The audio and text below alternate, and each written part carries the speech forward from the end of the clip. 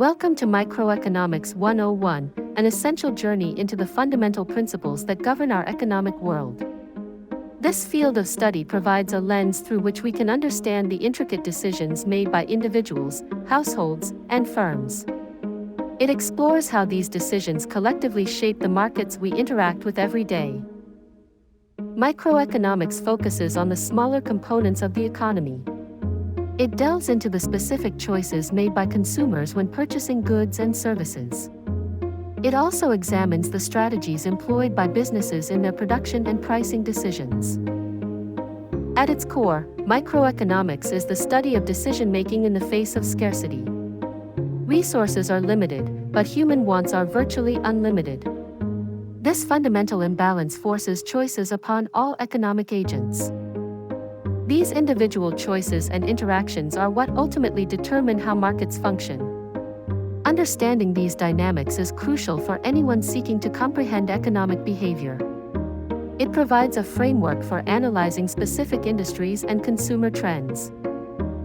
A foundational understanding of microeconomics reveals how prices are determined for various goods and services. It explains why a cup of coffee costs what it does, or why housing prices fluctuate. These price signals are vital for market efficiency. Furthermore, microeconomics illuminates how resources are allocated within an economy. It shows how labor, capital, and raw materials are directed towards their most valued uses. This allocation process is driven by supply and demand. Finally, microeconomics helps us understand the impact of economic policies on our daily lives. Government interventions, such as taxes or regulations, have direct consequences for individuals and businesses. This field allows us to analyze these effects systematically. The concept of scarcity lies at the very heart of all economic analysis. It is the fundamental problem that economics attempts to address. Scarcity means that society has insufficient resources to satisfy all human wants and needs. Resources are inherently limited, whether we consider natural resources like oil and land, or human resources like time and labor. Even financial capital, such as money, is a limited resource for individuals and businesses alike. This limitation is universal. Because resources are scarce, individuals, businesses, and governments must constantly make choices. We cannot have everything we desire, so we must decide what to produce, how to produce it, and for whom. These choices have significant implications. Every choice involves a trade-off, meaning that by choosing one option, we forego another. The value of the next best alternative that was not chosen is known as the opportunity cost. Understanding opportunity cost is crucial for rational decision-making. These choices are not random, they are driven by specific motivations. For consumers, the primary driving force behind their choices is the desire to maximize utility. Utility refers to the satisfaction or happiness derived from consuming goods and services. Consumers aim to allocate their limited income in a way that yields the greatest possible satisfaction. They weigh the benefits and costs of each purchase. This pursuit of utility guides their consumption patterns. For firms, the central driving force behind their decisions is the maximization of profit. Businesses strive to produce goods and services efficiently and sell them at prices that generate the largest possible financial return. Profit is the reward for risk-taking and innovation. Firms make choices about what to produce, how much to produce, and what production methods to employ. These decisions are all geared towards achieving the highest possible profit margin. This profit motive is a powerful engine of economic activity. The supply and demand model is arguably the most fundamental tool in microeconomics. It provides a powerful framework for understanding how markets operate. This model explains the interaction between buyers and sellers in a competitive market. Its primary purpose is to determine the equilibrium price and quantity of a good or service. This equilibrium represents a balance point where the desires of buyers and sellers align. It is where the market naturally tends to settle. The demand curve illustrates the relationship between the price of a good and the quantity consumers are willing and able to purchase. It shows how much of a product buyers will demand at different price levels. This relationship is typically inverse. As the price of a good decreases, consumers generally demand a greater quantity of it. Conversely, as the price increases, the quantity demanded tends to fall. This inverse relationship is known as the law of demand. Therefore, the demand curve typically slopes downwards from left to right. This downward slope reflects the idea that consumers are more willing to buy a product when it is cheaper. It is a graphical representation of consumer behavior. The supply curve, on the other hand, shows the relationship between the price of a good and the quantity producers are willing and able to sell.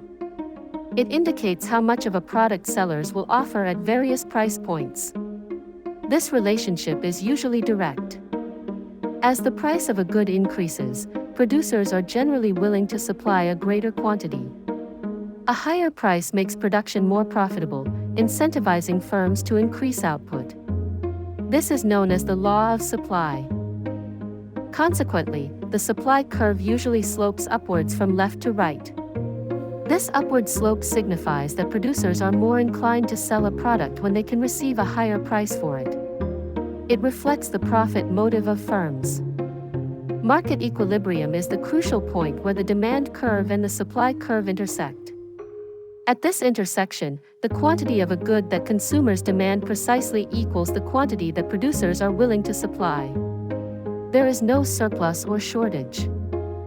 The price at this intersection is called the equilibrium price, and the quantity is the equilibrium quantity. At this price, all buyers who are willing to pay that price can find a seller, and all sellers willing to sell at that price can find a buyer. The market clears. If the price is above equilibrium, there will be a surplus, leading sellers to lower prices to clear inventory. If the price is below equilibrium, there will be a shortage, prompting buyers to bid up prices. The market naturally adjusts towards equilibrium. Understanding shifts in these curves is also vital. Changes in factors other than price, such as consumer income or production costs, can cause the entire demand or supply curve to shift. These shifts lead to new equilibrium prices and quantities. For example, an increase in consumer income might shift the demand curve for a normal good to the right, leading to a higher equilibrium price and quantity.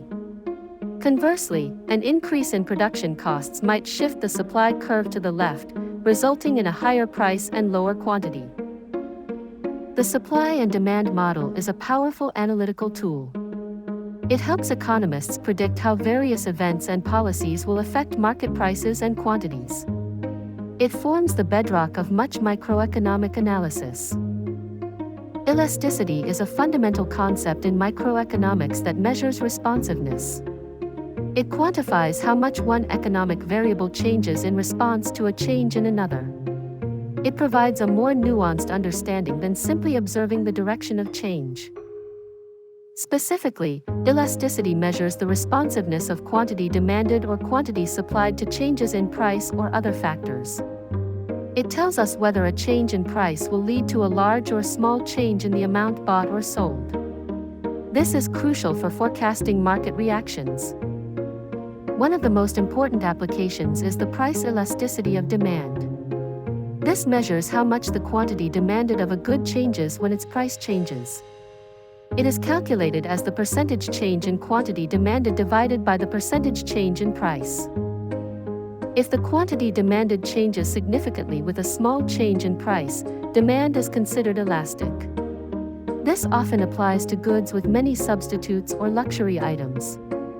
Consumers can easily switch to alternatives or forego the purchase. If the quantity demanded changes only slightly, or not at all, with a change in price, demand is considered inelastic.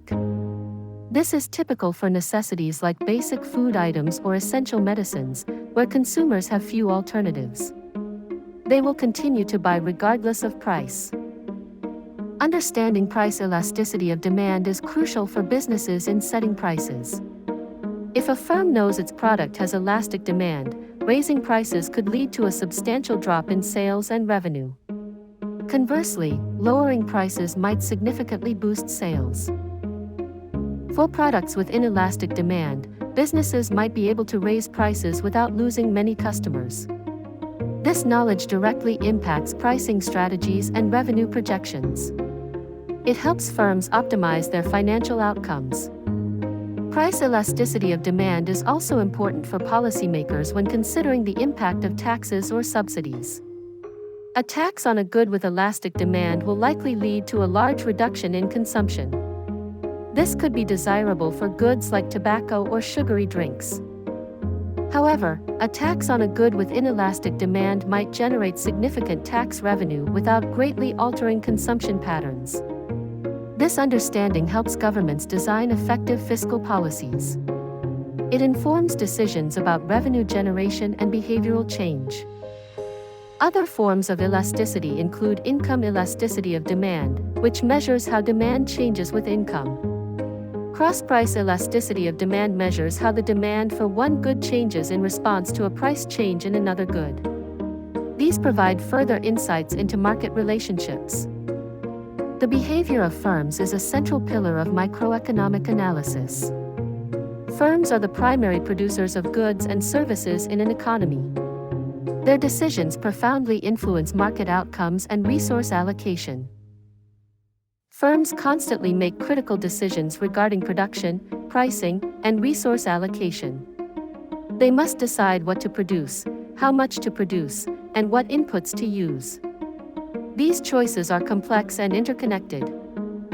Production decisions involve choosing the most efficient methods to transform inputs into outputs. This includes selecting technology, managing labor, and optimizing capital utilization. Efficiency is key to profitability. Pricing decisions involve setting the price at which goods and services will be sold. This requires careful consideration of production costs, consumer demand, and competitor pricing. The right price maximizes revenue and profit. Resource allocation decisions involve determining how to best utilize scarce inputs like labor, raw materials, and capital.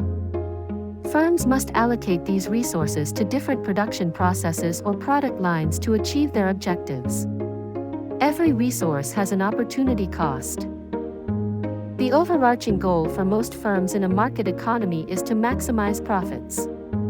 Profit is the difference between total revenue and total cost. Firms strive to achieve the highest possible profit given their constraints. This profit maximization objective drives many of their strategic choices.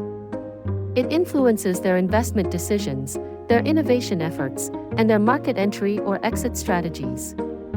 The pursuit of profit is a powerful motivator. However, the ability of a firm to maximize profits and its overall behavior are heavily influenced by the market structure in which it operates. Different market structures present different competitive landscapes and constraints. Perfect competition is a theoretical market structure characterized by many small firms, identical products, free entry and exit, and perfect information. In this structure, firms are price takers, meaning they must accept the market price. They cannot influence it. A monopoly exists when there is only one seller in the market for a unique product with no close substitutes. Monopolies have significant market power and can set prices. However, they are often subject to government regulation to prevent abuse of power. Oligopoly describes a market dominated by a few large firms. These firms are interdependent, meaning the actions of one firm significantly impact the others. Strategic interactions and collusion are common in oligopolies. Monopolistic competition features many firms selling differentiated products. Each firm has some market power due to product differentiation, but competition remains strong. Examples include restaurants or clothing brands. The implications of these market structures for pricing and output are profound. In perfect competition, prices are driven down to the cost of production, and output is efficient. Firms earn zero economic profit in the long run. In monopolies, prices are higher, and output is lower than in competitive markets. This can lead to deadweight loss, representing a loss of overall economic welfare. Monopolies can earn substantial economic profits. Oligopolies often lead to strategic pricing and output decisions, sometimes resulting in prices higher than perfect competition but lower than monopoly. Collusion can lead to monopoly-like outcomes. Monopolistic competition allows for some price setting due to product differentiation, but competition limits how high prices can go. Firms strive to differentiate their products through branding, quality, or features. Understanding these market structures helps us analyze firm behavior, predict market outcomes, and evaluate the efficiency of different industries. It provides insights into how competition shapes our economic landscape.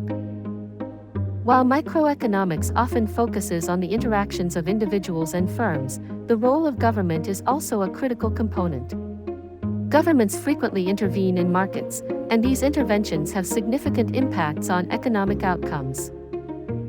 Government interventions can take various forms. These include the imposition of taxes on goods and services, the provision of subsidies to certain industries or consumers, and the establishment of regulations. Other policies, such as price controls or public goods provision, also play a role. Taxes, for instance, increase the cost of production for firms or the price for consumers. This can shift supply or demand curves, leading to changes in equilibrium price and quantity. Taxes generate revenue for public services. Subsidies, conversely, reduce costs for producers or prices for consumers. They are often used to encourage the production or consumption of certain goods deemed beneficial to society. Subsidies can increase market activity. Regulations, such as environmental standards or minimum wage laws, directly influence how firms operate and how markets function. They can impose costs on businesses but also aim to correct market failures or protect consumers and workers. The effects of these government interventions are evaluated based on several criteria. One key criterion is efficiency. An efficient market allocates resources in a way that maximizes total surplus, meaning the combined welfare of producers and consumers. Interventions can sometimes correct market failures, such as externalities or public goods, thereby improving efficiency. However, poorly designed interventions can also lead to inefficiencies and deadweight loss. Another crucial criterion is equity. Governments often intervene to achieve a more equitable distribution of income or resources. Progressive taxation or welfare programs are examples of policies aimed at improving equity. However, policies designed for equity might sometimes come at the cost of efficiency, creating a trade-off. Economists analyze these trade-offs to understand the full implications of government actions. The impact on consumer welfare is also a major consideration. Policies can affect the prices consumers pay, the variety of goods available, and their overall purchasing power. Regulations might protect consumers from unsafe products. Ultimately, government interventions affect the overall economic performance of a nation. They can stimulate growth, stabilize markets, or address social concerns. Microeconomic analysis helps us understand the complex ripple effects of these policies. Microeconomics provides an invaluable framework for understanding the intricate workings of our economic world. It offers a systematic way to analyze how individuals, firms, and markets function. This understanding is crucial for informed decision-making. By studying microeconomics, we gain profound insights into the economic forces that shape our daily lives. We learn why prices change, how businesses make decisions, and what drives consumer behavior. It demystifies many aspects of the economy. This field helps us comprehend the daily decisions we make as consumers, workers, and citizens. It illuminates the trade-offs inherent in every choice and the opportunity costs we incur. It empowers us to make more rational and informed decisions. From understanding the price of a coffee to the impact of a new government policy, microeconomics offers the tools to analyze and interpret these phenomena. It is a foundational discipline for anyone seeking to understand the world around them.